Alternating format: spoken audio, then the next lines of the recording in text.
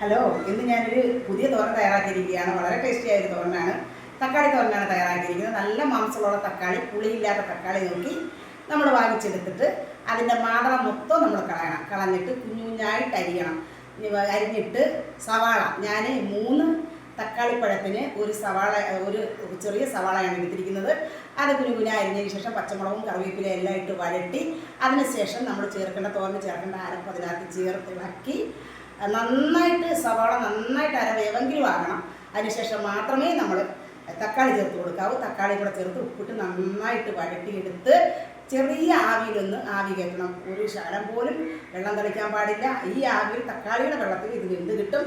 അതിനുശേഷം നമ്മൾ നന്നായിട്ട് ചിക്കി തോർത്തി എടുക്കുമ്പോൾ ഒന്നിനൊന്നി തൊടാത്ത നല്ല രുചികരമായ തക്കാളി തോരൻ റെഡി ആയിട്ടുണ്ട്. നല്ല ടേസ്റ്റാണ്. എല്ലാവരും ട്രൈ ചെയ്യണം. ഇനി കാണുന്നവരെയും ബൈ.